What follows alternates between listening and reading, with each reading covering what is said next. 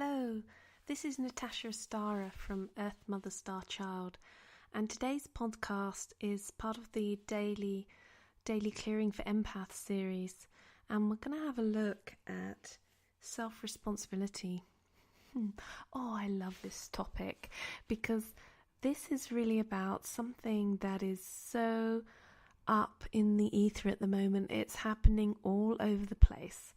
We are being taught to be responsible for our own energy.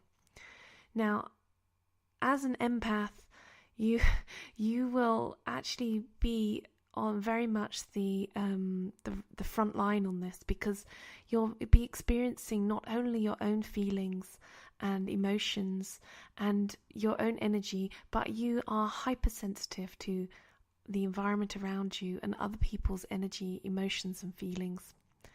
So, as an empath, I don't know about you, but I am constantly trying to keep myself in a clear space, a space that feels good for me, where my energy can be high and relaxed and I can thrive. So what's interesting is most of my time I spend trying not to get drained, and it is, how old am I now? Yeah, it has been for decades. I've been working on this, and I have to say it's pretty stable now. But I've had to make some really big decisions about what I do and how I spend my time, who I spend it with. And the self-responsibility issue, what it's taught me is that I really am solely the one who is responsible for myself, for my health, for my well-being.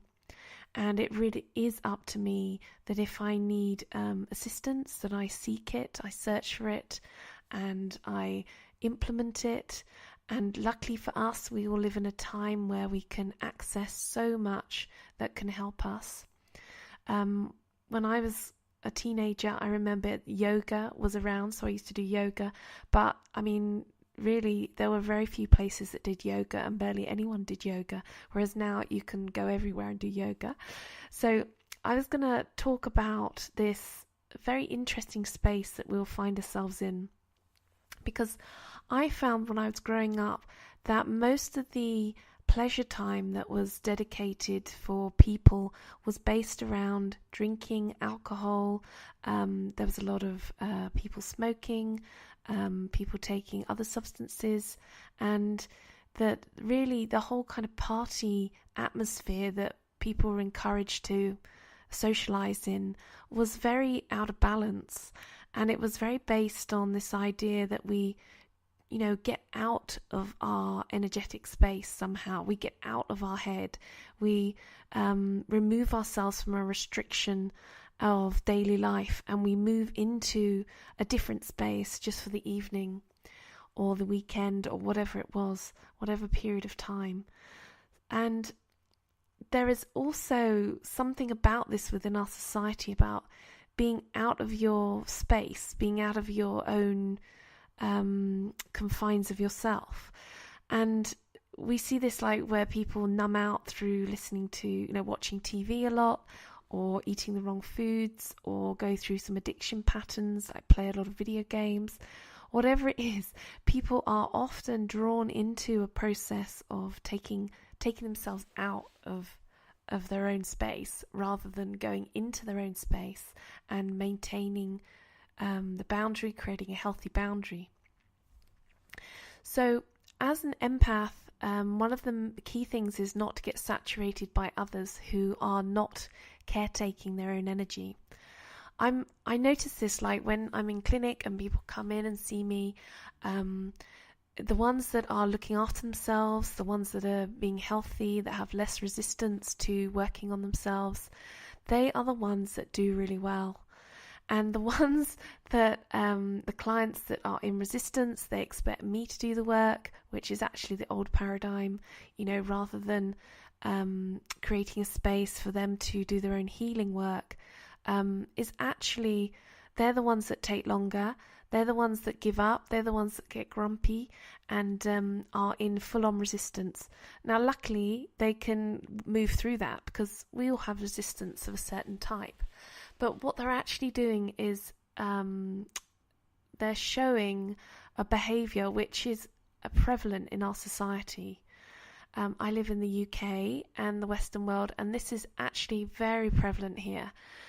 So many people are lacking responsibility for themselves, and it is actually been encouraged because I feel that the more we get into alignment with our own bodies, our own minds, the more we have clarity with our own energy and alignment with ourselves, and particularly our hearts, then the less we can be controlled from outside, and the more we are in touch with our own empowerment. A lot of these things that take us out of ourselves are about disempowering us.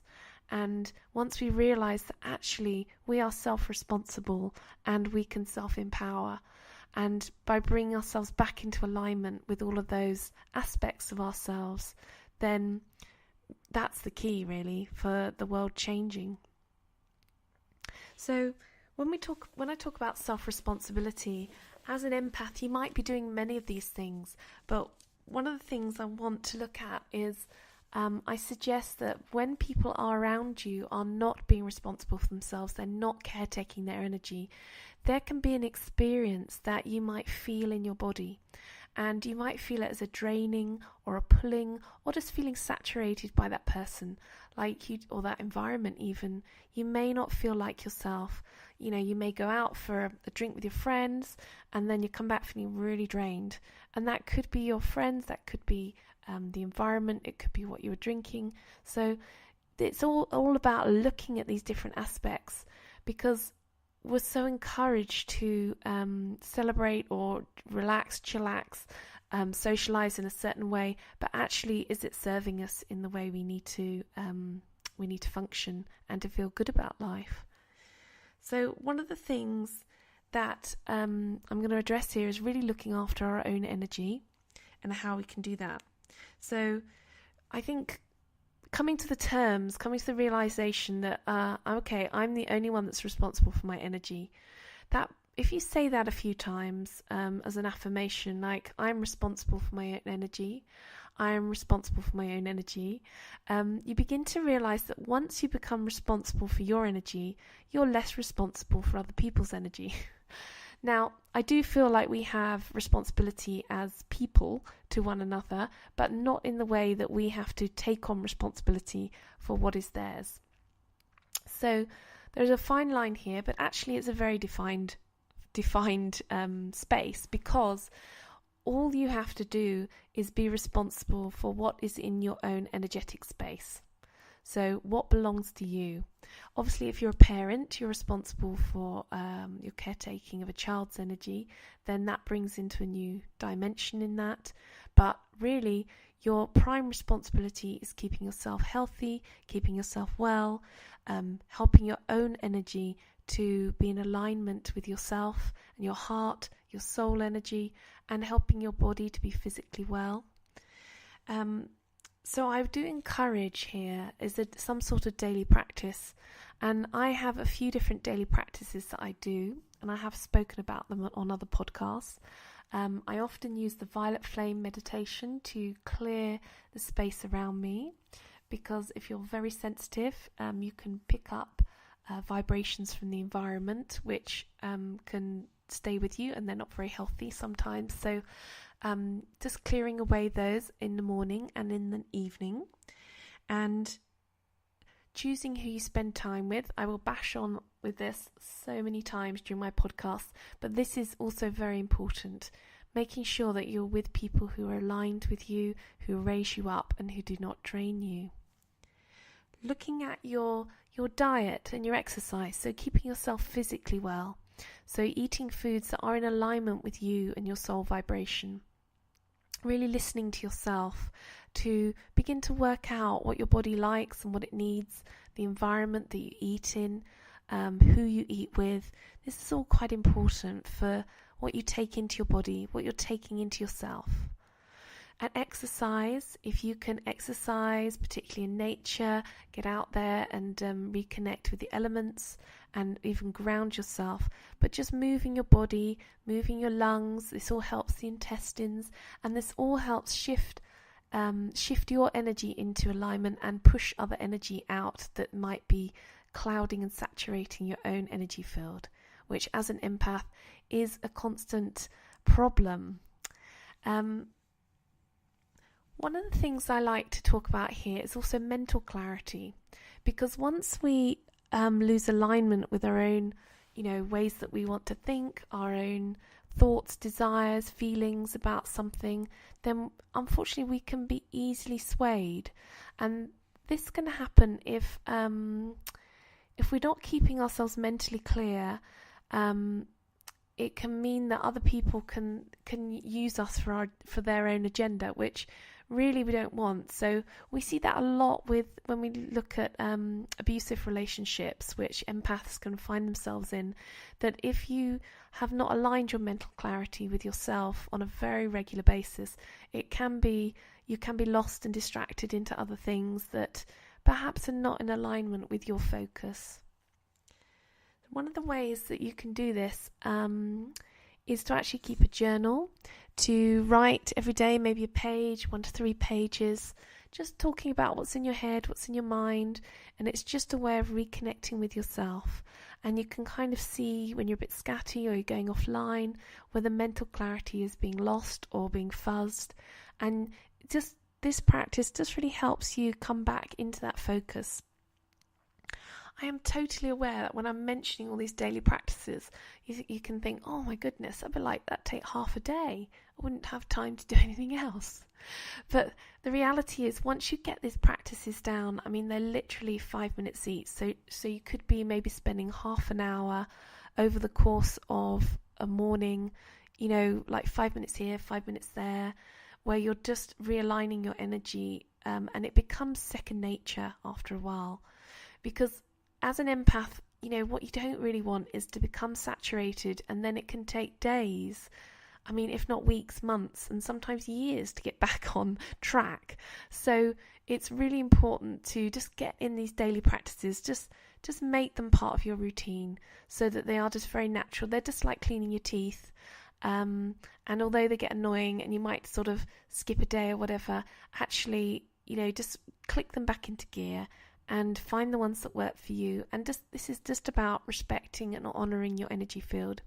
You probably wouldn't go out the house without brushing your teeth or putting some clothes on. So, this is really in alignment with that we're living in a world where we do have to clear our energy field, like cleaning our teeth, and we do have to put some protection in, some realignments, just like if we were wearing a coat when we go outside. So essentially, when we're looking after our energy, it's also about clean living, because what you really want to do is get an alignment with yourself.